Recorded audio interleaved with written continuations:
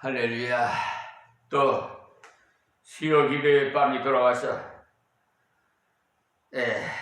여러분에게 오늘은 수요일날은 에스라 강의 설교로 에스라 8장 15절부터 말씀을 드리겠습니다. 본문에 보니까 아하와 강이 나오고 아하와 강 쪽으로 흐르는 그 강에는 바벨론으로 포로 잡혀간 사람들이 가장 많이 산 곳이 그 니플리라는 곳인데 아하와 강 근방에 있는 가까운 평야입니다. 그래서 아하와 강에 천막을 치고 직결시켜서 돌아온 건데, 자 15절 말씀입니다. 내가 무리를 아하와로 흐르는 강가에 모으고 거기서 3일 동안 장막에 유하며 백성과 제사장들을 살핀 적 그 중에 네 자손이 하나도 없는지라. 그래서 아하와 강은 그 유프라테스 강이 그 지류인데 그것이 운하가 아닐까 보는 분들이 있어요. 그쪽에는 대부분이 지류를 운하로 만들어서 강으로 연결을 시킵니다. 거기에 무리를 모으고 3일 동안을 점검을 했다 이 말입니다. 그래서 이스라엘까지 걸어갈 거리가 1500km입니다. 실제로 직선거리로는 900km 되는데, 그러나 평지를 따라서 돌아갔기 때문에 1500km를 갔어요. 거기를 가기 전에 3일 동안 천막을 치고 살면서 백성들을 준비시켰습니다. 그래서 백성과 제사장들을 살핀 즉 그 중에 네 자손이 하나도 없는지라 그랬어요. 그러니까 백성들을 모아서 점검을 해보니까 가서 말씀을 가르치고 제자 훈련을 하려면 레위인들이 많이 있어야 되는데, 에스라 한 사람 외에는 그 레위인이 없다는 것을 알았어요. 지금도 흔히 담임 목사 한 사람만 그 설교를 잘하면 되지라고 하는데 그게 아닙니다. 담임 목사님도 물론 이게 설교를 잘하고 하나님 말씀을 잘 전해야 되겠지만, 그러나 부목사님, 전도사님, 구역 건찰 제자 훈련 받은 말씀 사역을 할 수 있는 교사가 훌륭해야 급속하게 사람을 키워낼 수가 있습니다. 한 사람만의 그 위대한 사람만 나와서 할 수 있는 일이 아니에요. 그래서 여기서도 다시 사람을 보냈는데, 자 16절 말씀입니다. 이에 모든 족장 곧 엘리에셀과 아리엘과 스마야와 엘라단과 야람과 엘라단과 나단과 스가랴와 무술람을 부르고 또 명철한 사람 요야림과 엘라단을 불러. 그랬어요. 이 중요한 멤버를 다 부릅니다. 그리고 명철한 사람 요야림과 엘라단을 불렀다는 말은 그 중에서도 아주 머리가 잘 돌아가는 모사를 두 사람 불러서 가시바 지방으로 보냈다 이 말씀입니다. 아마 그 지방에 유대인들이 많이 살았을 뿐만 아니라 회당이 있었을 것이라고 보고 있습니다. 성전은 예루살렘에 있지만은요, 회당은 곳곳에 지어 있어요. 유대민족은 바벨론에 가서도 회당을 지었어요. 그러니까 우리나라에서도 처음에는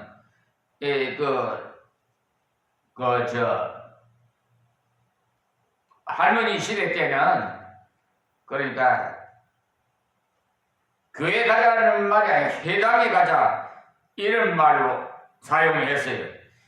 그만큼 교회가 회당의 성격을 많이 가지고 있다 이 말입니다. 그래서 회당에서는 말씀을 배우고 예배를 드리는 일을 합니다. 지금도 유대인들은 세계 어디를 가든지 6, 7 집만 있으면은 회당을 짓습니다. 그게 바벨론 포로 생활 때 나온 건데, 이 가사바 지방에 아마 큰 회당이 있었을 것이고, 학자들 중에 많은 분들이 그렇게 보고 있어요. 거기에 레위인들이 많이 있었기 때문에 그곳에 이들을 보냈어요.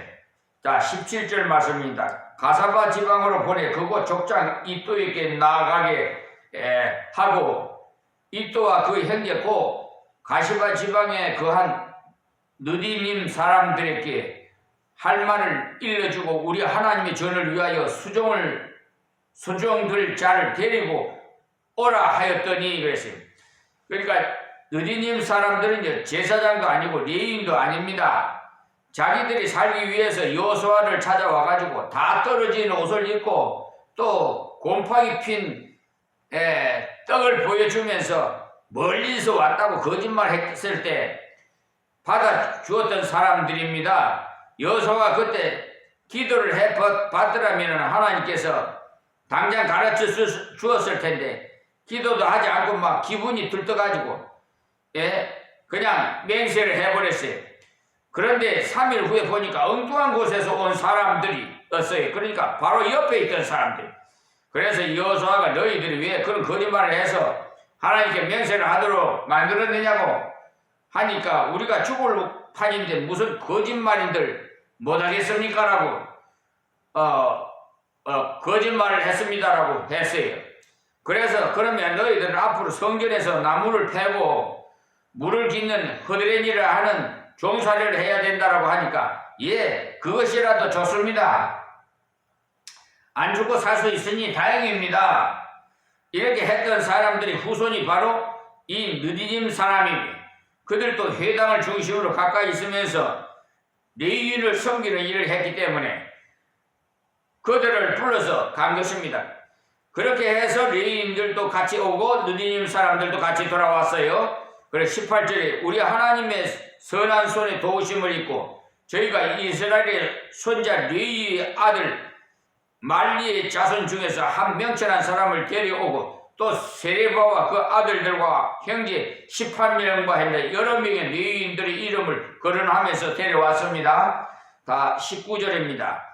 하사바와 느라리 자손 중 여사야와 그 형제와 저희 아들들 20명을 데려오고 그러니까 레위 아들 중에 이름이 나와 있는 것처럼 이들이 그 후손들을 데려왔다 이 말입니다. 다음 20절에 또 느디님 사람 곧 다윗과 방백들이 주어 네 사람에게 수종 들게 한 그 느디님 사람 중 220명을 데려왔으니 그 이름이 다 기록되었느니라 그랬어요. 그러니까 느디님 사람들은 사실 이방 계일인데도 불구하고 하나님의 궁유를 입은 사람들이 그들은 네 사람들의 수종을 두는 종이었습니다. 그들의 숫자까지 다 합해보면 1773명이었다는 말이 되는데 여자의 아이들까지 합하면 한 9,000명 가량 되었을 거라고 성경학자들은 이렇게 보고 있습니다. 제일 먼저 무엇을 준비했느냐 하면 사람을 준비했어요. 정말 우리 교회는 다른 어떤 것보다도 사람을 준비해야 돼요. 전도도 사람이 하고 선교도 사람이 하고 구제도 사람이 하잖아요. 사람만 만들어 놓으면 다 돼요. 그래서 기도할 때도 늘 그것을 두고 기도해야 돼요. 우리 지금 교회들마다 요즘은 어린 아이를 낳는 가정이 적어서 결국 외국 여자들을 베트남이나 필리핀 저렇게 중국이나 태국이나 마닐라나 이런 데서 일본이나 외국이 국제 결혼을 해가지고 이렇게 사는데 그 외국에서 오신 분들은 어린애를 그렇게 잘 낳아요. 거의 정상적이에요. 잘 나게 돼 있어요. 부부 생활하면은 다. 근데 우리 한국 여성들은 자기 몸 치장하느라고 결혼을 해도 아이를 갖지를 않으려고 그러고 나도 어떻게 한두 명 낳을까 말까 하고 그러다 보면 인구가 자꾸 줄어들어가는데 어떻게 요즘 뉴스 들어보니까 올해는 작년인가 어린애를 많이 낳았다고 그렇게 TV 뉴스에서 말하더라고요. 우리나라도 사마리아인처럼 혼혈족 국가가 될 것 같아요. 지금 외국에서 국제 결혼해가지고 난 자녀들이 오늘도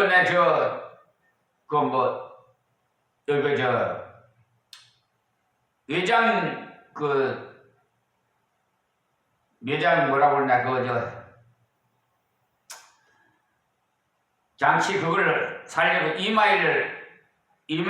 이마일 거기에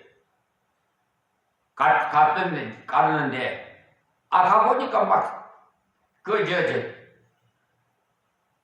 한국 여인인데 외국 남자하고 결혼을 했는가, 또 거기는 외국 아기를 둘이나 낳아가지고 데리고 다니더라고요.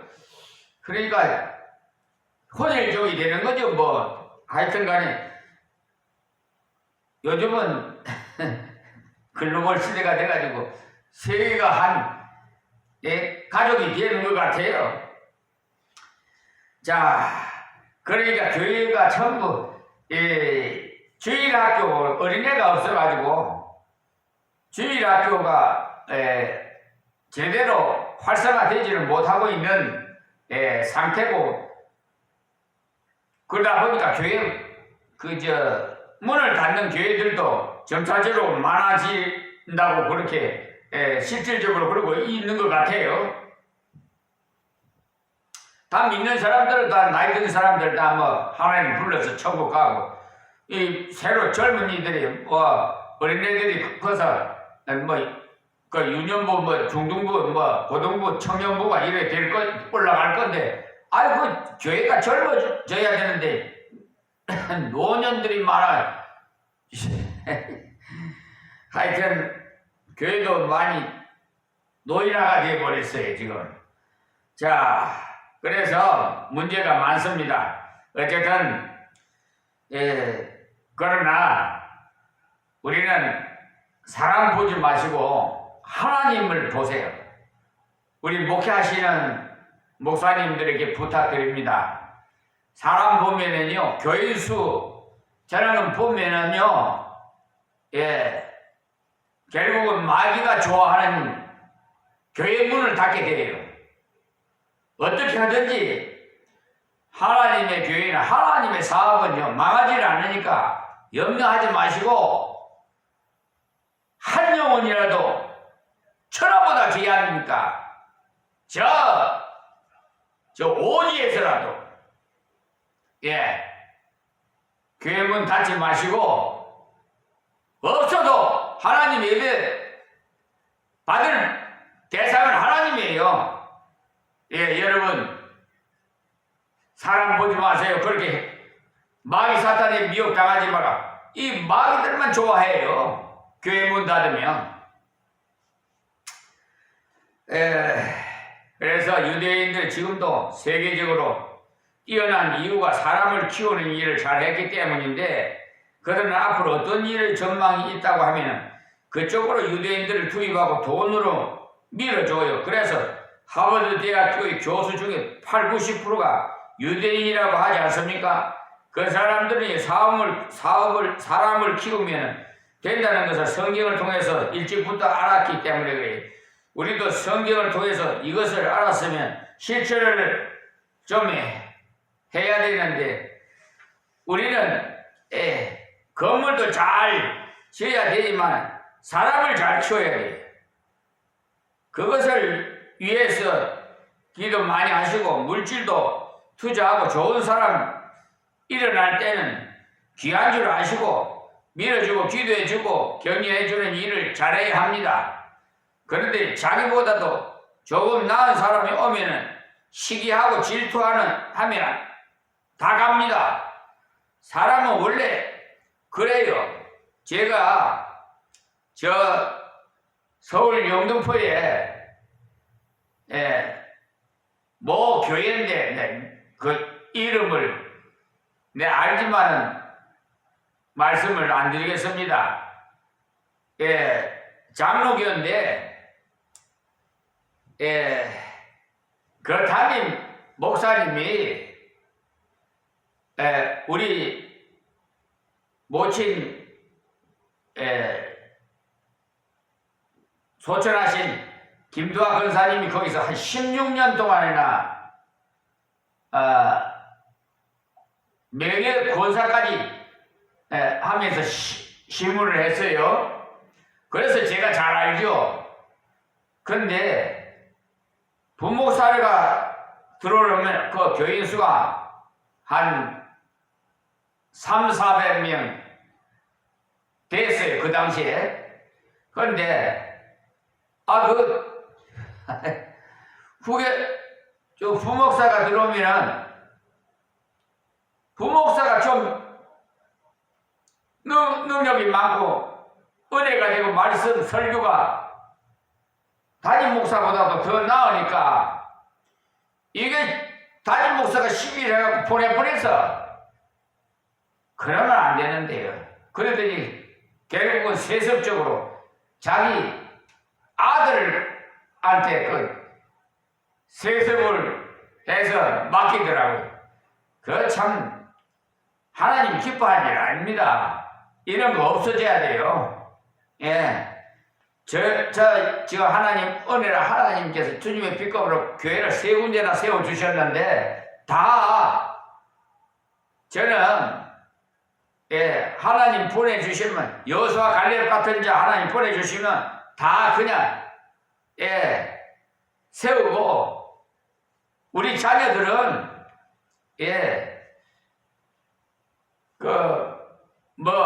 목사도 없고 교인생 신앙생활을 한다지만 좀 신통치도 안 해요. 그래서 나중에 어떻게 되는지 모르겠습니다만은 지금 현재로 봐서는 어쨌든 훌륭하신 목사님 오시면은 다 넘겨주고 나는 하나님 부르시면 갈 거예요. 내 종신 목회 하라고 그러니까 그럴 겁니다. 그러니까 우리나라에 괜찮은 그 회사는요, 사장보다 똑똑한 사원이 많은 회사인데 목사보다 똑똑한 사람이 많아야 교회도 잘 되지 않겠어요? 모두가 목사보다 못하는 사람들만 앉아 있어야 아무 소리 않고 잘 따라오지, 이런 생각하면 아무것도 안 돼요. 그렇기 때문에 전도회든지 구역이든지 누구 한 사람 이사 왔는데 성경도 잘 알고 기도도 잘하면 너무너무 귀한 분이 오셨습니다. 어떻게 우리 교회에 오셨습니까? 너무 감사합니다 하고 제가 좀 배워야 되겠습니다라고 하면서 기분이 좋아서 같이 잘 할 것인데 어지간히 설치는구나라고 하게 되면은 여기는 내가 앉을 자리가 아니구나라고 생각하고 떠나게 돼요. 에스라는요, 출발하기 앞서서 자기를 보좌해주고 같이 역사할 사람이 없는 것을 알고는 사람들을 보내서 나와 같이 가서 이스라엘을 일으키는 일을 하자라고 권면을 했기 때문에 그 사람들이 감동을 받아서 우리를 알아주는 사람이 있구나 이렇게 연락까지 해주고 천막을 치고 3일 동안을 기다리고 있구나라고 하면서 감사하면서 뜻을 같이 해서 돌아오게 됐어요. 사람을 준비하는데 제일 먼저 기도를 준비해야 되고 그 다음에는 실제로 행동해야 되고, 여기 보십시오. 차지를 갖고 만나서 권고를 하고 일으키고 독려해서 데려왔지 않습니까? 자발적으로 해야 되지 그런 게 무슨 필요가 있나 하겠지만 그렇지 않습니다. 사람은 자발적으로 다 할 수가 없어요. 어떤 사람은 떠밀려서 했는데 나중에 얼마나 일을 잘하는지 저 보배를 가만히 놔뒀으면 어쩔 뻔했나 이런 생각이 들 때도 있어요. 앞에 나서서 서지 않는 사람들 중에 아주 귀한 인재들이 많이 있습니다. 에스라는 그것을 알았어요. 그래서 레위인들과 느디딤 사람들을 데리고 와서 준비를 했습니다. 다음 21절입니다. 때에 내가 아하와 강가에서 금식을 선포하고 우리 하나님 앞에서 스스로 겸비하여 우리와 우리 어린 것과 모든 소유를 위하여 평탄한 길을 그에게 강구하였으니 그랬어요. 그러니까 이제 곧 출발을 해야 되는데 금식을 선포했어요. 금식 기도가 무엇입니까? 믿음을 준비하는 것 아닙니까? 알고 보면은 기도한다는 것은 하나님께 굴복하고 하나님의 능력을 힘입는 것입니다. 하나님을 내 뜻으로 끌고 오는 것이 아니고 나를 주님께 굴복시키는 거예요. 나를 인도하소서. 그러니까 하나님이 힘 주시지 않으면 못하니까 아버지의 힘을 잊기 위해서 하는 것이 바로 기도입니다. 금식은 공로가 아니에요. 하나님은 금식한다고 해서 봐주지 않습니다. 그러면 왜 금식을 하느냐? 마음이 가난해지기 위해서입니다. 사람은 배가 좀 고파야 마음이 가난해지기 쉬워요. 실컷 먹고 기도 아니고 하면 기도가 잘 안 돼. 졸음만 오지. 그렇죠? 칼빈 같은 분은요, 만년에 가서는 하루 한 번만 그래 일식을 했다고 하지 않습니까? 하루 한 끼밖에 안 먹었어요. 칼빈 선생은 하루에 한 끼만 먹고 자기는 쳐서 기도를 열심히 했다 이 말입니다. 그만큼 인간은 육신적으로 빠져들면은요, 영적으로는 무뎌져요. 그래서 금식을 해. 하나님께 마음을 집중시키는 것을 강제적으로 도와주는 것이 금식이. 그런데 금식을 하니까 밥그릇이 왔다 갔다 해서 기도를 못할 지경이라는 금식 그만두고 밥을 먹고 기도해야 됩니다. 내일 40일 작정했는데 그만둘 수 없다라고 하는데 그것은 하나님이 기뻐하지 않습니다. 그런 기도를 하는 사람들 보면 옳은 것이 아니야. 제가 53세에 저 파주에 제자실 금식 기도원에 가서 53세에 40일 금식을 하나님께서 시켜서 했는데요. 저희 동력자가, 동기가, 신학교 동기가, 자기도 40일 금식을 왔다 그래요. 내가 하니까 따라서 같은 방에서 하자고 그래서, 그러자고, 하라고 그랬지요. 그랬더니, 아니나, 20일 하고는, 아이고, 죽겠다고 간다고 그래. 하나님이 시켰으면 죽더라도 해야지 않겠어요? 그러니까 그분이 결과는 별로 좋지를 않았어요. 지금도 생존에 있기는 합니다만은, 목회도 못하고 있고, 그냥 세월만 지내는 거지. 하나님 쓸 수가 있나요, 그런 사람? 하나님이 시키면 죽어도 해요. 저는 그래요. 그래서 고집이 세요. 한번 한다면 저는요, 성격이 처음부터 그걸 아시고 하나님 쓰시는 것 같아요. 더 힘은 없어도요, 저 사업한다 하면 하는 사람이 했어요. 그렇다고 나쁜 짓거리 해서 하는 거 아니고요. 어쨌든 웅자를 받아서라도 어떻게 하든지 사업을 했으니까. 그런데 하나님께서 만 40세에 그냥 이제 사업을 엎어놓고 십자가 지고 나를 따르라 해서 그냥 세상 거 다 버리고 그냥 십자가 지고 돼서 오늘까지 왔습니다만, 알고 보니까 모세와 아브라함보다도 네가 나이가 많냐고 하면서 막 책망하셔서 혼났습니다. 나 부르시려면 좀 20, 30대나 부르시지 이 나이에 불러서 어디다 쓰려고 그러십니까 했더만은 네가 그냥 아브라함보다 나이가 많냐 모세보다 나이가 많냐 하면서 하셔서 그냥 제가 아주 혼이 났습니다. 그래 어쨌든 간에 그 대신 종신 목회하고 주님 부르시는 날까지 할렐루야. 저는 기뻐요. 제가 그냥 이 생명이 다하는 날까지 끝까지 이 강에 살고 66권 다 할 겁니다. 지금 계시록이고 지금 창세기고 마태복음이고 지금 예수라고 또 하여튼 지금 강의 설교로 많이 했는데 지금 유튜브 방송으로서는 지금 그렇게 나가고 그 전에 유튜브 방송 안 했을 때 또 사무엘상 하여튼 많이 했어요. 지금 그래 66권 다 할 겁니다. 저는 또 욕심이 많아요. 이런 하나님의 말씀에 대한 욕심이 많다 이 말이에요. 여기에 뭐 저런 거는 다 그냥 헛것이니까 별로 그런 데는 관심 없어요. 그래서 저는 주장하는 것이 성직자는 무소주의자야 된다. 나는 그걸 신조로 삼습니다. 무소주의자야 정상적이에요.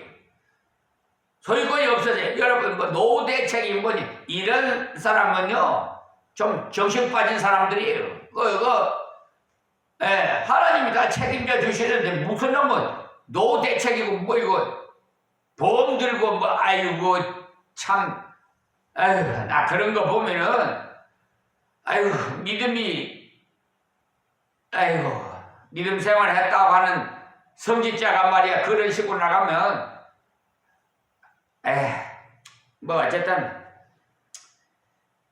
그분들의 믿음의 분량대로 하겠죠. 뭐 하나님께 마음을 집중시키는 것이 이 금식 기도에 중요성이 있어요. 그리고 자아를 죽여야 되는 거예요. 내가 죽어야 하나님 예수님이 쓰세요.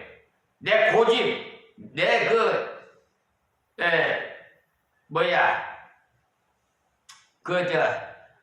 가지고 있는 학력이니 뭐 지식이니 뭐 이런 거요 소용없어요. 사도 바울이 고백했듯이 배설물로 여기시 난 그래요. 배설물로 여겨야 돼요. 그거 다 박박사 받으면 뭔 소용이 있어요? 난 그거 다 소용없어요. 나도 박사 하긴 미국에서 가서 받았지만 아직 소용없어요. 다 그런 거 소용없어요. 오직 하나님과 함께하면 그것으로 만족해요. 행복하죠. 그러니까 내가 40일 작정에는 그만둘 수 없다라고 하는 그것은 하나님 기뻐하지 않다. 그런 기도하는 사람들을 보면 옳은 것이 아니다. 제가 가보니까 기도도 못하고 들어누워 왜 그런 거 있느냐고 물어보면 힘이 없어서 기도할 수가 없다고 그런 사람이. 그러면 내려올 것이지 뭐하라고 거기 있느냐고 물었더니 날짜를 채워야 된다고. 아니 그것은 성경적 원리에 맞지도 않고 금식을 할 때는요 3일 정도 집중해서 하고 배고파서 기도하는데 방해가 된다 싶으면 조금씩 먹으면서 해야 합니다. 하여튼 기도하는데 집중하는 것이 필요하다 이 말씀입니다.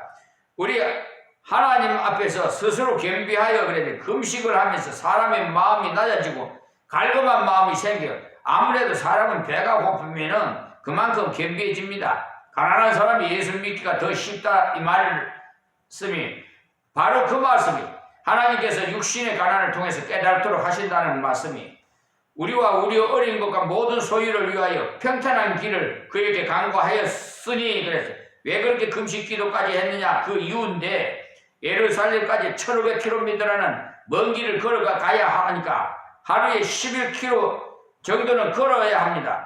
30리 조금 덜 됩니다. 아이들 데리고 걸어 보십시오. 하루에 그 정도밖에 더 못 가요. 나귀를 타고 가거나 하면 80리가 하루 길입니다. 그런데 아이들과 여자들과 함께 걸었으니까 하루에 30리를 채 가지 못했던 거죠.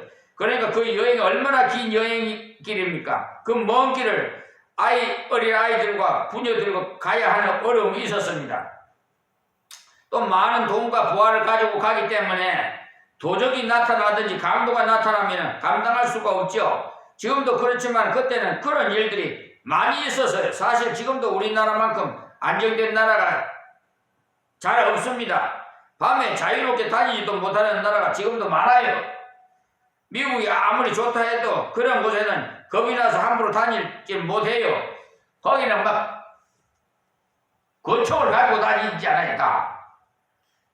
아예 나가지 않는 것이 좋아요. 우리는 우리나라가 얼마나 좋은지 제가 미국 가보고 뭐 세계 다녀보니까 알겠더라고요. 우리나라가 최고예요.